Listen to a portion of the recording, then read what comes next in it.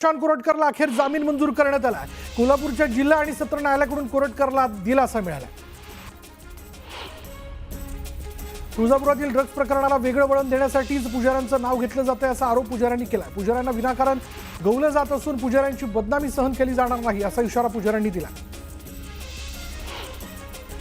राजस्थानमध्ये एका दलित युवकाने हिंदू धर्माच्या मंदिरात प्रवेश केल्यानं तिथे भाजपच्या एका नेत्याने त्या मंदिरात गंगाजलने अभिषेक केला आणि त्यावर केंद्रीय राज्यमंत्री रामदास आठवलेंनी अजब विधान केलं। बौद्ध धर्मीयांनी हिंदू धर्माच्या मंदिरात जाऊ नये असं विधान आठवलेंनी केलं आणि या विधानामुळे वाद पेटण्याची शक्यता आहे।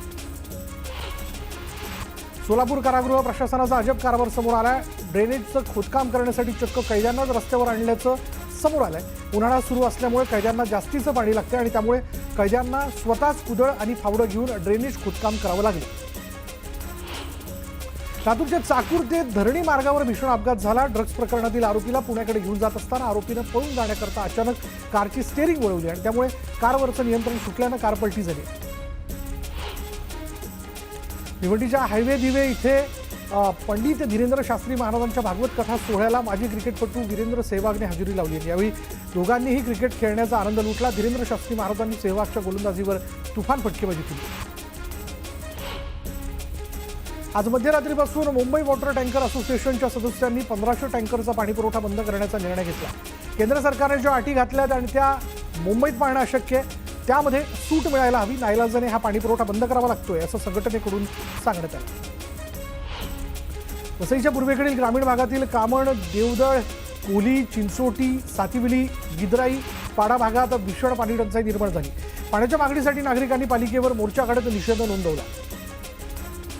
पुण्याच्या नांदेड सिटी परिसरात एका सोसायटीत तुंबळ हाणामारी झाली। सोसायटीच्या सुरक्षा रक्षकाने तरुणाला बेदम मारहाण केलेली आहे। सोसायटीच्या नावाचे स्टिकर वाहनांवर लावण्यामुळे सुरक्षा रक्षक आणि सोसायटीत राहणाऱ्या तरुणांमध्ये वाद झाला आणि वादाचं रूपांतर हाणामारीत झालं।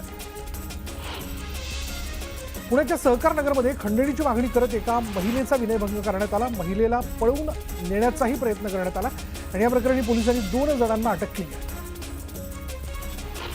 पिंपरी चिंचवड महापालिकेनं 650 रुग्णालयांना नोटीस पाठवली। रुग्णांकडून उपचारासाठी ॲडव्हान्स पैसे न घेण्याचे आदेश देण्यात आले। ॲडव्हान्स पैसे घेतल्यास रुग्णालयाची नोंदणी रद्द करा असा इशारा देण्यात आला। नवी मुंबई पालिका हद्दीत उद्या 14 तास पाणीपुरवठा बंद राहणार आहे। मोरबे मुख्य जलवाहिनीवर वारंवार पाणी गळती होत असल्यानं जलवाहिनी बदलण्याचं काम केलं जाणार आहे।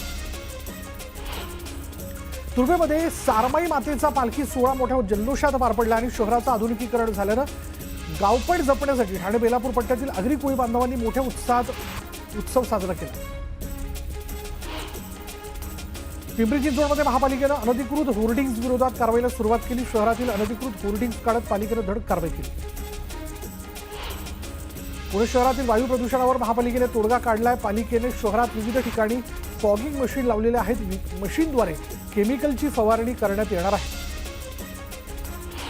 ठाकरे गटाकडून उत्तर भारतीयांना मराठी शिकवण्याकरता आता मराठी की पाठशाळा उपक्रम राबवण्यात येणार आहे।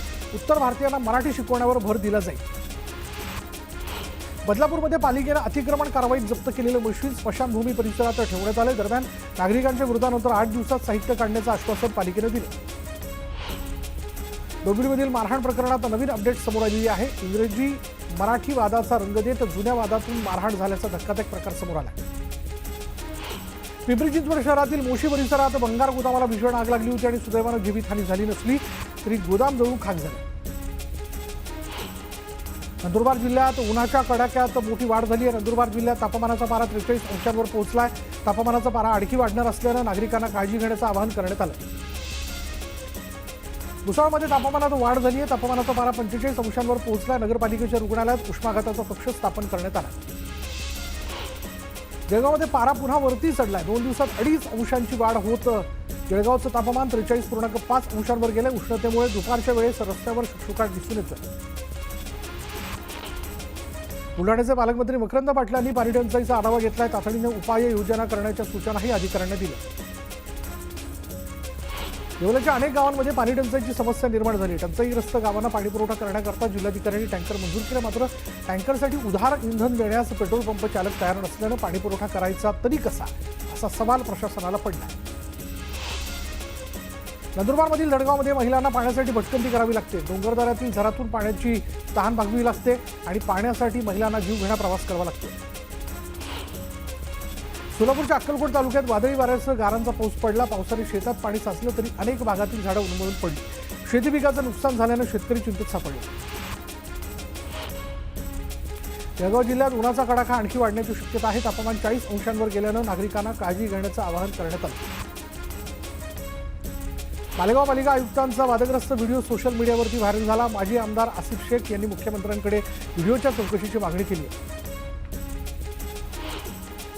जुन्नरच्या आळेफाटा बसस्थानक परिसरात चोरी करणाऱ्या पोलिसांनी दोघांना अटक केली आहे. त्यांच्याकडून पोलिसांनी 4 चाकीसह दागिने जप्त केले.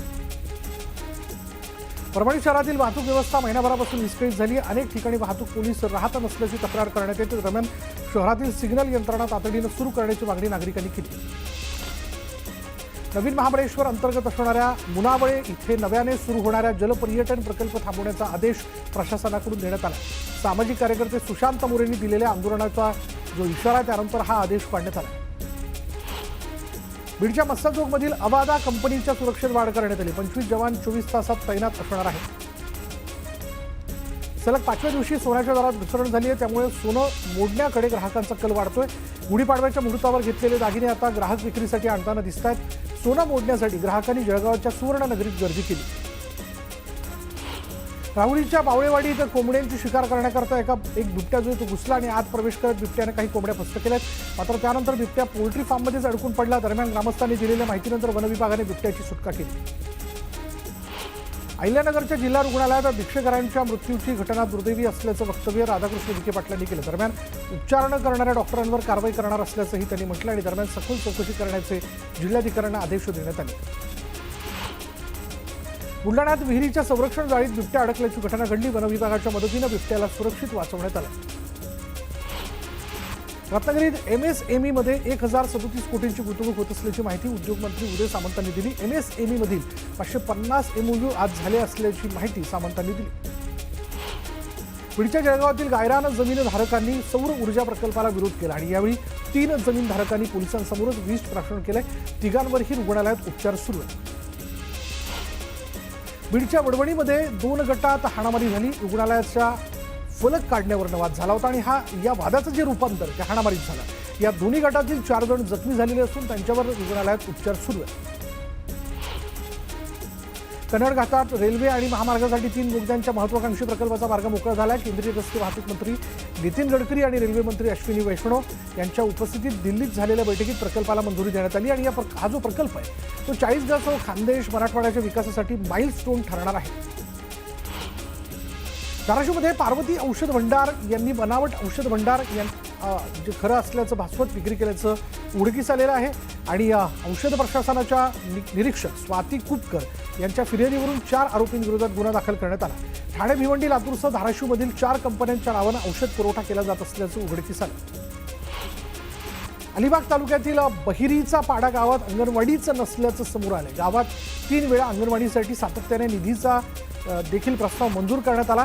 मात्र आलेला निधी वापरताच न आल्यानं गावावर चक्क भाड्याच्या घरात अंगणवाडी भरवण्याची वेळ आली. नांदेडमध्ये झालेल्या अवकाळी पावसाने शेती पिकाचं मोठं नुकसान झालं. अचानक आलेल्या पावसाने हळद देखील भिजून गेली.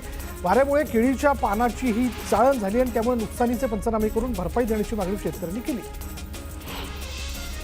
अमरावती शहरातील पंचवटी आणि राजकमल चौकात 2 रील स्टारचा धुमाकूळ पाहायला मिळाला. दोन्ही बाजूने ट्रॅफिक लागलेलं असताना 2 रील स्टार मात्र बेधडकपणे खुल्यावर नाचत होते आणि या दोघांना वाहतूक पोलिसांनी का रोखलं नाही असा सवाल उपस्थित केला जातो. शिर्डीत रामनवमीच्या निमित्तानं शिर्डीमधून 49 भिकाऱ्यांना पोलिसांनी ताब्यात घेतलं होतं आणि त्यानंतर त्यांना खुले कारागृह इथे पाठवण्यात आलेले. यातील 10 भिकाऱ्यांची तब्येत खराब झाल्यानं त्यांना जिल्हा रुग्णालयात पाठवण्यात आलं. मात्र त्यांच्यावर उपचार न करता एका खोलीत डांबून ठेवल्यानं 4 भिकाऱ्यांचा मृत्यू झाला. या प्रकरणी चौकशी समिती नेमण्यात आली. सिंधुदुर्ग जिल्हा परिषद माध्यमिक विभागात शिक्षकांच्या वतीनं भिंतीवर चित्र रेखाटण्यात आली. त्यांनी चित्रांच्या माध्यमातून वाचनाची आवड, स्वच्छता, शिक्षणाची गरज या विविध समाज प्रबोधन करणारी चित्र रेखाटण्यात आली. छत्रपती संभाजीनगरमध्ये वैद्यकीय महाविद्यालयाच्या वसतिगृहाचं छत कोसळले. सुदैवाने यात कोणतीही जीवितहानी झाली नाही. पगारवाढ, प्रवाशांची सुरक्षितता, नवीन बसगाड्या यासाठी बस कामगार संघटनेनं आवाज उठवावा. शिवसेना पक्ष म्हणून आम्ही सर्व तुमच्या पाठीशी राहू असं प्रतिपादन माजी आमदार वैभव नाईक यांनी केलं. उजनी धरणातून सोलापूरकरांसाठी भीमा नदीपात्रात पाण्याचा विसर्ग सुरू करण्यात आला. सोलापूर शहरासह पंढरपूर, सांगोला, मंगळवेढा नगर परिषद आणि भीमा नदीकाठच्या ग्रामपंचायतीच्या पिण्याच्या पाण्याच्या योजनांसाठी हे आवर्तन सोडलं आहे. सार्वजनिक बांधकाम मंत्री शिवेंद्रसिंहराजे भोसले यांनी साताऱ्यातील कुडाळ इथे पार पडलेल्या प्रीमियर लीगच्या उद्घाटन प्रसंगी तुफान फटकेबाजी केली. युवकांच्या आग्रहास्तव बॅटिंग करत क्रिकेट खेळण्याची मजा घेतली. पुण्यात झोमॅटो बॉयच्या कामगिरीचं कौतुक होतंय. डिलिव्हरी द्यायला निघालेल्या झोमॅटो बॉयने पुण्याच्या रस्त्यावर उतरत वाहतूक कोंडी सोडवल्याचा व्हिडिओ सोशल मीडियावर व्हायरल झाला. केंद्र सरकारनं हरभऱ्यावर 10% आयात शुल्क वाढवण्याचा निर्णय घेतल्यानंतर आता वाशिम जिल्ह्यातील बाजार समित्यांमध्ये हरभऱ्याच्या दरात वाढ होते. हरभऱ्याला प्रति क्विंटल 5,600 ते 5,975 रुपयांचा दर मिळाला. सोलापुरात संविधान भवन उभारण्याची मागणी करण्यात आली आहे. विवेक विचार मंचातर्फे निवेदनही देण्यात आलं. यासाठी आवश्यक निधी त्वरित उपलब्ध करून द्यावा अशी मागणी जी ती करण्यात आली आहे. आता एक ब्रेकिंग न्यूज अशी आहे की पुण्यातील गर्भवती महिलेच्या मृत्यू प्रकरणामध्ये आता धर्मदाय आयुक्तालयाच्या वतीने 50 पानांचा अहवाल मुख्यमंत्र्यांना सादर करण्यात आला. या अहवालात डॉक्टर घैसास यांच्यासह डॉक्टर धनंजय केळकर यांच्यावरही ठपका ठेवण्यात आला. रुग्णालयाकडे 35 कोटींचा IPF निधी जो आहे तो शिल्लक आहे असं या अहवालात नमूद करण्यात आलेलं आहे. अधिक तपशील आपण जाणून घेणार आहोत, पण पुन्हा एकदा बातमीवरती नजर टाकूयात. बघा, आता धर्मदाय आयुक्तालयाने आपला 50 पानांचा अहवाल मुख्यमंत्र्यांना सादर केला. या अहवालात डॉक्टर घैसास यांच्यासह डॉक्टर धनंजय केळकर यांच्यावरती ठपका ठेवण्यात आलाय. त्यात असं देखील नमूद करण्यात आलं, बघा हे जाणून घेणं फार महत्त्वाचं आहे. याचं कारण असं आहे की पत्रकार परिषद घेऊन डॉक्टर धनंजय केळकर यांनी रुग्णालयाकडे असणारा निधी, रुग्णालयावरती असणारी थकबाकी कराच्या रूपाने ती असेल याबद्दल वेगळ्या पद्धतीने समर्थन केलेलं होतं. आता रुग्णालयाकडे 35 कोटींचा IPF निधी शिल्लक असल्याचं समोर आलेलं आहे. म्हणजे धर्मदाय आयुक्तालय आपल्या अहवालात हे नमूद करतंय. अधिक तपशील आपण जाणून घेऊयात. आमचे प्रतिनिधी वैभव सोनवणे आपल्याबरोबर आहेत. वैभव, धर्मदाय आयुक्तालयाच्या 50 पानांच्या अहवालात दीनानाथ रुग्णालयाबद्दल काय म्हणण्यात आलंय? अत्यंत महत्त्वाच्या नोंदी ज्या आहेत त्या या 50 पानी अहवालामध्ये धर्मदाय आयुक्तांकडून करण्यात आल्या. याचं कारण हे प्रकरण मेडिकल निग्लिजन्स आहे की नाही या संदर्भानं मोठी चर्चा सुरू होती. 10 लाख रुपये रुग्णाला मागितले आणि 5 तास या गर्भवती रुग्णाला तिथंच बसवून ठेवल्यामुळे धर्मदाय आयुक्तांनी या संदर्भात चौकशी करावी असे आदेश खुद्द मुख्यमंत्र्यांनी दिलेले होते. धर्मदाय आयुक्तांनी त्यांचा अहवाल जो आहे तो आता राज्य सरकारला दिला आहे. 50 पानांच्या या अहवालामध्ये काही महत्त्वाच्या नोंदी करण्यात आल्या आहेत. यात सर्वाधिक धक्कादायक नोंद म्हणजे डॉक्टर घैसास आणि डॉक्टर केळकर या दोघांवरही या चौकशीमध्ये, चॅरिटी कमिशनरच्या चौकशीमध्ये धर्मदाय आयुक्ताच्या या दोघांवरही ठपका ठेवण्यात आलाय. आणि सगळ्यात महत्त्वाचं म्हणजे रुग्णालयाकडे 35 कोटींचा IPF निधी शिल्लक असताना या अशा पद्धतीनं रुग्णांचे करणं हे चुकीचे आहे असं या अहवालात नमूद करण्यात आलंय. आता सगळ्यात महत्त्वाची बाब म्हणजे या सगळ्या प्रकरणामध्ये नेमकी काय शिक्षा करावी किंवा काय दंड करावा हे धर्मदाय आयुक्तांना सुचवलेलं नाहीये. या संदर्भातला निर्णय जो आहे तो राज्य सरकार आणखी 2 कमिट्यांचे अहवाल जे आहेत ते आल्यानंतर घेईल असं समजतंय. मात्र या सगळ्यात महत्त्वाची बाब म्हणजे डॉक्टर केळकर आणि डॉक्टर घैसास हे दोघेही जण जे आहेत या दोघांवरही ठपका ठेवण्यात आलेला आहे.